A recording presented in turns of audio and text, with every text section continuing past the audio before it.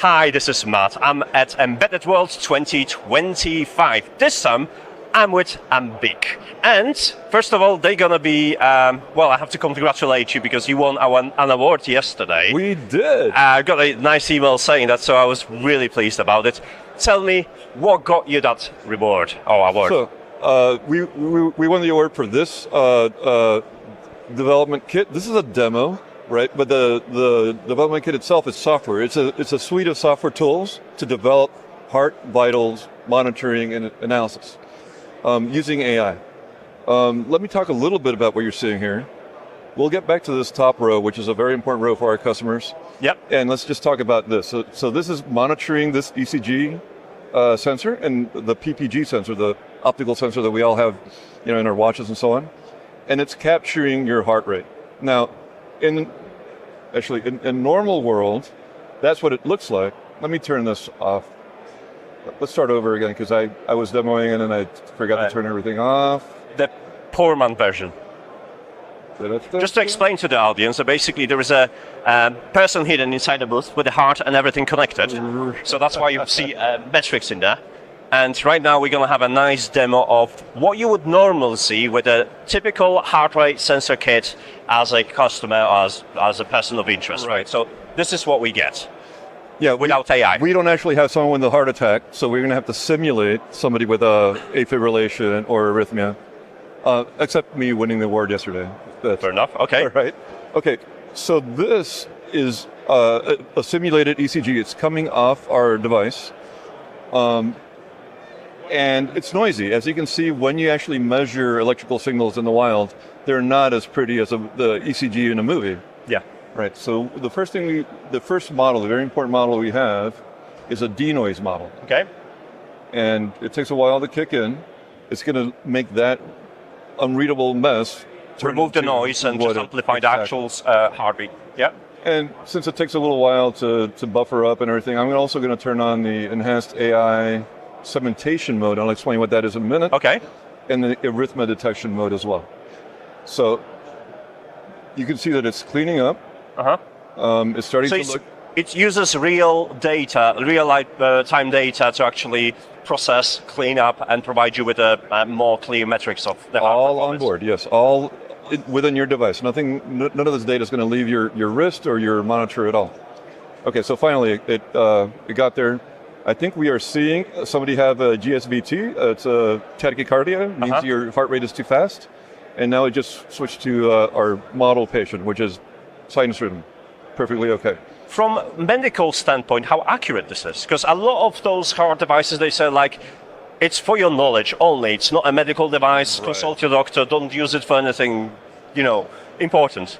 So, and that's true. To get something like this into the market, you have to get it FDA approved or approved with some medical certification board. We don't do that, but the AI is actually very accurate. So you can get it down to kind of arbitrary levels of accuracy, and then you have to prove it to whatever certifiers do the certification. Let's see what else is going on. Oh, here's an AFib. This is very common in smartwatches now. It'll tell you whether you're having like a rather regular rhythm or it's jumping back and forth, and it's going back to the tachycardia. Here's the interesting thing. A couple of years ago, I had a heart surgery. I used the watch to discover that I had a heart problem, and I blamed it to a watch error because it was insane to me to have 250, 280 beats per minute, and I thought my watch isn't doing it correctly. But having a suit that is able to analyze this and tells you with some degree of, accuracy that you should consult your doctor and see that something's wrong with you, it's actually quite important, because if I never found out about this, and partially went to the doctor because that was concerning, I probably would end up with more complications as I grow older, and I can see that technology just saving lives, really. Right. Even if it's not an actual medical device. But I have one cheeky question. I can see the heart rate, but there is a CPU usage in here. So thank you. Are we only monitoring the hearts? All right, so there's two very important parts to this that I haven't really covered. One is, again, this is all running on board, and it's using almost no CPU. It's with this running full time, you'll get something like 35 days of battery life. And that's on this coin cell battery. On a coin cell battery. So on a typical device like a heart monitor like this, what would you expect your battery life to be? Well, the biggest problem with a device like that is you're going to forget to charge it. It's going to be so long Yes. between charges that you will, one day you're going to like, oh, what's going on with my device? You forgot to charge it. It'll be days or weeks. That's nice, because I'm not a massive fan of Apple Watch because you have to basically charge it every 2 days. Like I'm more like a semi-watch space, and with all sensors enabled, that lasts me about 2 weeks. Odds are that we are in that device. But it has a very basic function, so like nowhere near this, nowhere. So we can walk you through this. You know, we are actually in almost every device that is not an Apple for these wrist devices. And obviously this is a development kit. It is quite oversized. How small can it get? Can you like literally fit it in there? Much smaller than that. Yeah. Much smaller than that. It can be a part of a regular watch. It's the biggest thing is a sensor. That is pretty nice. Right. And so let me talk a little bit about the actual product. This is a demo. It's very cool. It's very flashy. But we have to enable our customers to make this for themselves. Yeah. So the AI development kit is all the training scripts, all the data preparation, analysis scripts, everything that a data scientist needs to adapt it to yourself. So it's actually a very sophisticated kit that it's really meant to be a head start or a faster time to market for our medical device customers. how do you get the resource to train your AI? So these models are small. I know that the hype for AI is you need millions of dollars to train. You can train this on a laptop or a desktop device. And that's what we do. Okay. Yeah. That's really.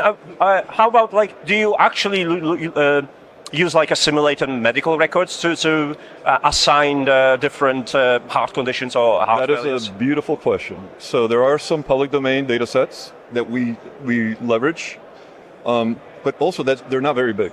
So part of what this model has, this development kit has, is a synthetic data generator.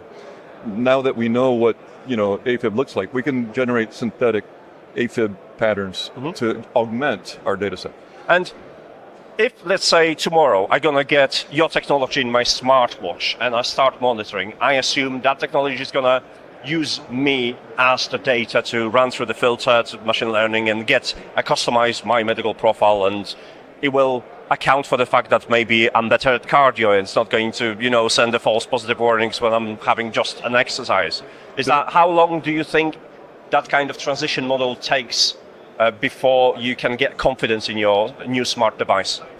So there is a calibration step, Yep. but that's a few seconds. Really? Once that is calibrated, so the way AI works is it learns about 10,000 different patients or clients or whatever. Yeah. And it generalizes like the patterns for all of them. And then the final step, that calibration step, is just to kind of fine tune it for yourself. To which one? Right. Okay, and once this is done, you kind of locked into that set, or like over time, your personal behaviors make adjustments to the algorithm and you get more sophisticated results. Right. So you can do that, or maybe something changed. Maybe you shaved and now your wrist is not as hairy anymore, so you have to do a recalibration. Yeah. And generally what you see is the results drift for a while, and it'll say, please recalibrate. This is quite funny, because I review tech as well, and one of the things I've noticed that I get much better accuracy when I shave my wrist. So because it's optical sensor, that makes sense. If the hair gets underneath the sensor, you get false readings. But another thing is the color of the skin. And do you account for that in AI processing? Because I remember, I think Mi Band had a bit of a controversy where the Mi Bands weren't detecting heart rate at all on the different shades of skin. And obviously they've addressed it, and I'd like to see like this being a data set that being accounted for. This is a beautiful question. So the data sets are public, and it really is up to the universities and hospitals that publish these things. That's how they get the data set.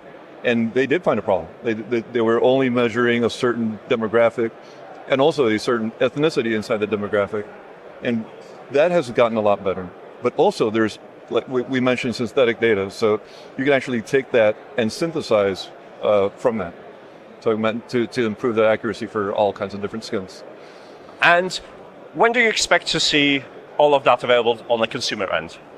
So you see this already. Like many devices have something like this. This is available today. You can you go to our website, download it. It is open source.